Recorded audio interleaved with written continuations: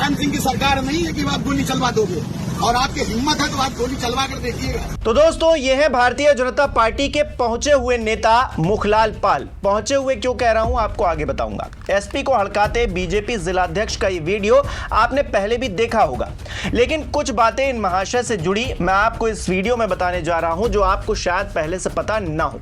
पहली बात तो यह है कि फतेहपुर में मकबरे के अंदर हुई तोड़फोड़ और अराजकता के मास्टरमाइंड यही महाशय बताए जा रहे हैं। वैसे तो पुलिस ने 10 बीजेपी नेताओं समेत 150 लोगों के खिलाफ एफआईआर दर्ज की है, लेकिन हैरानी की बात यह है कि मुखलाल का नाम कहीं पर भी दर्ज नहीं है। ऐसा कैसे हो सकता है दोस्तों कि हिंसा का मास्टरमाइंड बाहर घूम रहा है और कोई कुछ पूछ नहीं रहा, कोई कुछ कह नहीं रहा? क्या यही राम राज्य है उत्तर प्रदेश के अंदर योगी आदित्यनाथ की सरकार में? आखिर कौन सी शक्ति है जो मुखलाल पर सुरक्षा कवच की परत चढ़ाए हुए है? बावजूद इसके सदन में खड़े होकर योगी आदित्यनाथ के बगल में सुरेश खन्ना ये कहते हैं कि कोई भी दोषी बख्शा नहीं जाएगा, फिर भी मुखलाल पर सूबे की एनकाउंटर पुलिस की मेहरबानी दाल में कुछ काला है ये नहीं बता रही, बल्कि ये बता रही है कि पूरी दाल ही काली है। नमस्कार, मेरा नाम हिमांशु मिश्रा है, आप देख रहे हैं 4PM न्यूज नेटवर्क। दोस्तों, यूपी की सियासत में फिर से हिंदू मुसलमान मंदिर मस्जिद मकबरा होना शुरू हो गया है। ये कुछ ऐसे हो रहा है जैसे पहले से स्क्रिप्टेड हो।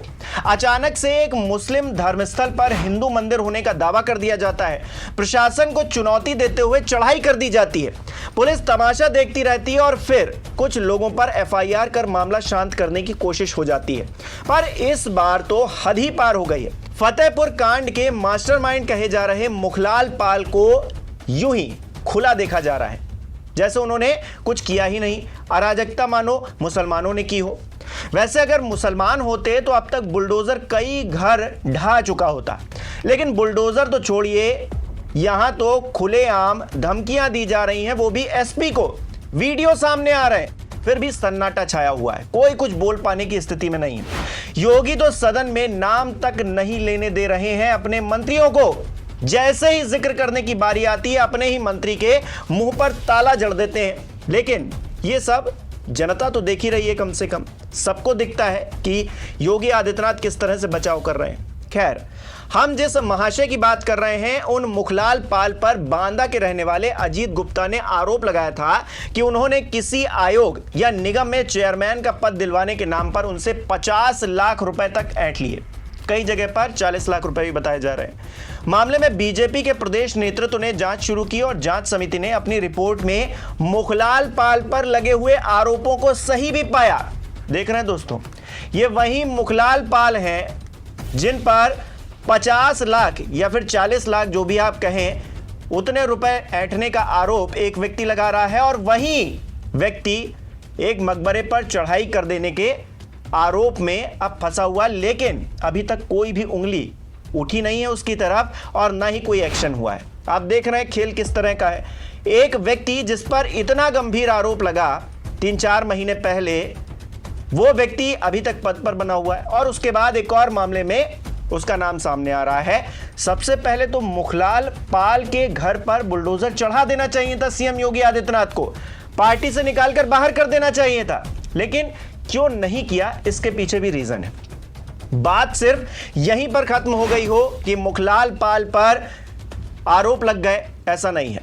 जांच में दोषी पाए जाने के बाद मुखलाल पाल ने एक प्रेस कॉन्फ्रेंस की और पूर्व केंद्रीय मंत्री साध्वी निरंजन ज्योति पर गंभीर आरोप लगाए। उन्होंने कहा कि साध्वी के पास पहले मात्र 3 बीघा जमीन थी जो अब बढ़कर 300 बीघा हो गई है। साथ ही उनके पास 50 डंपर ट्रक भी हैं। मुखलाल पाल ने कहा कि वो 1988 से भाजपा से जुड़े हुए हैं। भाजपा युवा मोर्चा अध्यक्ष, जिला महामंत्री और योगी सरकार में निगम अध्यक्ष तक पदों पर रह चुके हैं। जिला अध्यक्ष बनने के बाद उन्होंने सरकारी जमीनों पर अवैध कब्जे के खिलाफ मुख्यमंत्री से शिकायत तक की। जिला अधिकारी ने जांच में मामले को सही भी पाया, लेकिन वरिष्ठ नेताओं के दबाव के कारण जमीन खाली नहीं करवाई जा सकी। ये आरोप एक मंत्री, पूर्व मंत्री पर लग रहे हैं। मुखलाल पाल ने साध्वी निरंजन ज्योति पर एक और आरोप लगाया। उन्होंने चुनाव के समय कक्षा 8 की फर्जी मार्कशीट का इस्तेमाल किया, यह भी आरोप है। इतना ही नहीं, उन्होंने आरोप लगाया कि पूर्व जिला अध्यक्ष आशीष मिश्रा ने अपने कार्यकाल में 200 करोड़ की संपत्ति बना ली, जबकि वो जब अध्यक्ष नहीं थे तब 5-5 हजार रुपए में काम किया करते थे। जब से उन्होंने मुख्यमंत्री के आदेश पर पशुचार, ग्राम समाज की जमीन और तालाब पर अवैध कब्जे को हटवाने का काम शुरू किया, तभी से इन लोगों ने उनके खिलाफ साजिशें रचना शुरू कर दी और 50 लाख रुपए लेने का आरोप लगा दिया। यानी कि इस हमाम में हर कोई नंगा नजर आ रहा है दोस्तों। जिला अध्यक्ष से लेकर मंत्री और मुख्यमंत्री तक सबको मामले की जानकारी है, सब एक ही लाइन में खड़े हुए नजर आ रहे हैं, लेकिन कार्रवाई के नाम पर किसी पर कुछ भी नहीं हो रहा है। सरकार भ्रष्टाचार मुक्त उत्तर प्रदेश का लॉलीपॉप जनता को थमाए दे रही है और कह रही है मजे कीजिए। शर्म नहीं आती इन लोगों को कि ये लोग एक दूसरे पर कीचड़ उछाल रहे हैं और खुद को पाक साफ बता रहे हैं, और इनमें से एक भी एक्शन किसी पर भी नहीं लिया गया है। अपने आप में यह राम राज्य का गजब ढोंग उत्तर प्रदेश के अंदर चल रहा है, जिसकी झलक साफ तौर से देखने को मिल रही है। आंखों में मिर्च झोंकी जा रही दोस्तों, बेवकूफ बनाया जा रहा है आम जनता को, उस जनता को जो टैक्स देती है। पूरा देश उस टैक्स पर चलता है, तमाम योजनाएं चलती हैं। ये जो नेता अपनी सैलरी बढ़ा लेते हैं वो भी उसी से होता है, लेकिन यहां पर लाखों करोड़ों का गेम हो रहा है, अराजकता फैलाई जा रही है, जहर घोला जा रहा है समाज के अंदर। उस पर कोई एक्शन लेने वाला नहीं। जैसे पहला होता है वहीं अब भी हो रहा है। आरोप लगते रहते हैं लेकिन कार्रवाई के नाम पर कुछ नहीं होता है। एफआईआर तक नहीं लिखी जा रही उन महाशय के ऊपर। बीजेपी के नेताओं के नाम सामने आ रहे हैं तो मुख्यमंत्री जी मुंह चुप किए दे रहे हैं। देखिए किस तरह से। नहीं, 10 लोगों के नामजद है और 11वां 150 लोग अज्ञात। इसमें ज्ञान नाम दे रिपोर्ट है हमारे, हम नाम पढ़े दे रहे हैं मानवा। ये अब मुख्यमंत्री जी अपने मंत्री का मुंह बंद कर सकते हैं, विपक्ष का तो नहीं कर सकते हैं। सपा मीडिया सेल एक्स पर क्या लिख रही है जरा देखिए। फतेहपुर विवाद में मंदिर तो बहाना है, मुद्दा तो असल में भाजपाइयों द्वारा जमीन कब्जाना है। भाजपा जिला अध्यक्ष मुखलाल पाल ने अपनी ही पार्टी के पूर्व अध्यक्ष आशीष मिश्रा और केंद्रीय मंत्री साध्वी निरंजन पर लगाए थे गंभीर आरोप। दरअसल सारा झगड़ा फसाद तो कई बीघा जमीन का है, जिसे अवैध रूप से मुखलाल पाल और भाजपा के अन्य नेता कब्जाना चाहते हैं। साध्वी निरंजन ज्योति भी इस जमीन कब्जे के खेल में शामिल हैं। इसका खुलासा मुखलाल पाल ने पहले ही किया था। तो हर चीज पैसे से जुड़ रही है, जमीन से जुड़ रही है, भौकाल से जुड़ रही है, आपकी जेब से नहीं जुड़ रही है दोस्तों। आपकी किसी को नहीं पड़ी है, आपके बारे में कोई नहीं सोच रहा है। जो संवैधानिक पद पर बैठा हुआ व्यक्ति है वो भी इन सब चीजों में व्यस्त है कि किस तरह से अपनी चीजें बढ़ा ली जाए। मुखलाल पाल कह रहे हैं ना कि पहले 3 बीघा जमीन थी, अब 300 बीघा हो गई है। पहले इनके पास कुछ नहीं था, बहुत कुछ हो गया है, कोठी बंगला गाड़ियां हो गई हैं। लेकिन आपके पास क्या है दोस्तों? आप तो वैसे ही है ना, मेहनत मजदूरी करके 2 वक्त की रोटी चला रहे हैं, और महंगाई जितनी बढ़ती जा रही है उस पर किसी का कोई ध्यान नहीं है। मोदी जी कह रहे हैं मंच पर खड़े होकर लाल किले पर कि हाँ भाई अब आपको बड़ा सुकून मिल जाएगा, हम टैक्स कम कर देंगे, हम ये कर देंगे, रोजगार ला देंगे। अरे भाई 2014 के वादे आप फिर से दोहरा रहे हैं, लेकिन इस पर कोई सवाल पूछने वाला नहीं। गोदी मीडिया वाहवाही में व्यस्त है, वो भी पैसे का खेल खेल रहा है। अब सच क्या है ये दोस्तों हम सब जानते हैं। हम जानते हैं कि किस तरह से एक मकबरे के अंदर कुछ लोग घुस गए, किसके कहने पर घुस गए, ये भी अब बातें सामने आ रही। मास्टरमाइंड कौन है वो भी सामने आ रहा है, लेकिन कोई कुछ कहने वाला नहीं है। सब कुछ भगवान भरोसे चल रहा है।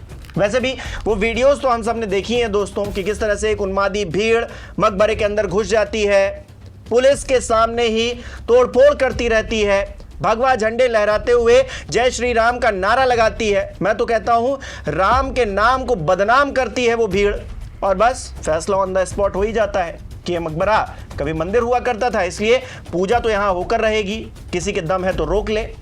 पुलिस इतनी खड़ी थी, एक लाठी किसी को मारी पुलिस ने।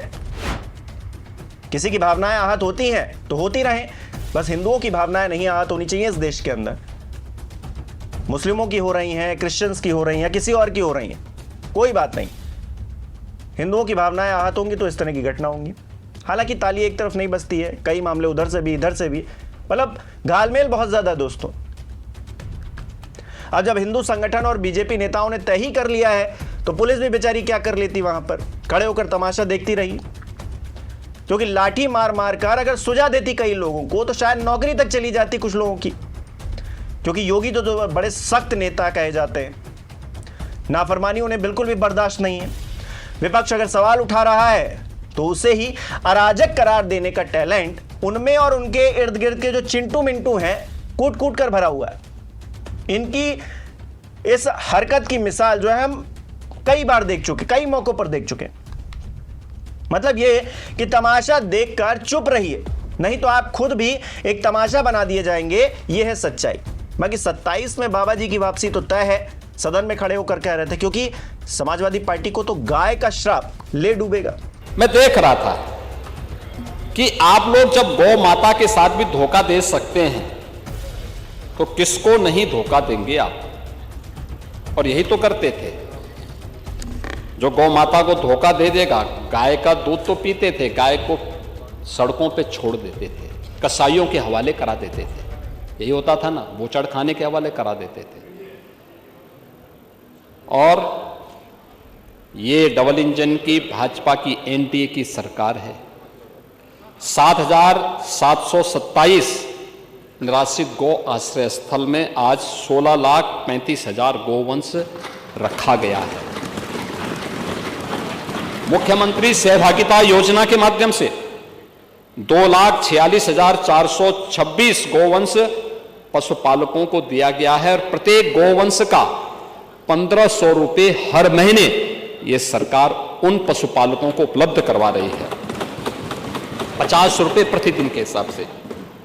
और नंदनी कृषक समृद्धि योजना में डेयरी और दुग्ध उत्पादन हेतु 50% का योगदान भी दे रही है।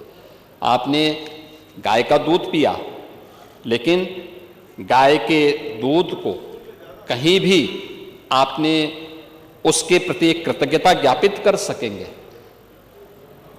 आपको तो गौ माता का ही श्राप ले डूबेगा।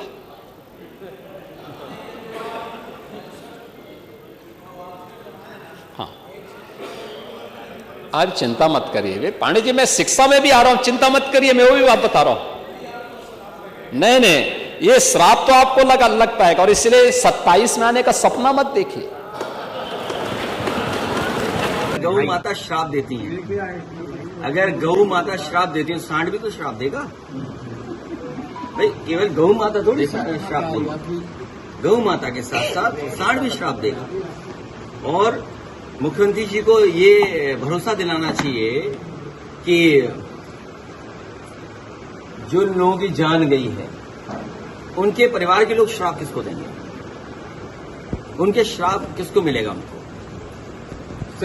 भाई कोई ऐसा जगह बची है जिस जिले में सांड से, जानवर से टकराने से किसी की जान न गई हो? अभी तो दोस्तों अब आप ही तय कीजिए कि किसको किसका श्राप ले डूबना चाहिए, क्योंकि सियासी बातें तो होती रहेंगी, लेकिन अगर अराजकता करने वाले खुलेआम घूमेंगे और सत्ताधीशों की मेहरबानी उन पर बनी रहेगी तो ये समाज कैसा बनेगा, उसका स्वरूप क्या होगा, हमारे आने वाली पीढ़ी को हम क्या सौंप के जाएंगे, इसकी कल्पना जरा शांत मन से कीजिएगा। बाकी मुझे कमेंट करके बताइए कि आपने क्या चिंतन किया, क्योंकि मुखलाल पर बीजेपी मेहरबान है, और बीजेपी मेहरबान है तो क्या ये सही काम है? बताइए मुझे कमेंट करके, और इस वीडियो को लाइक कीजिए, शेयर कीजिए, और हमारे चैनल को सब्सक्राइब नहीं किया तो वो भी कीजिए। बहुत बहुत धन्यवाद।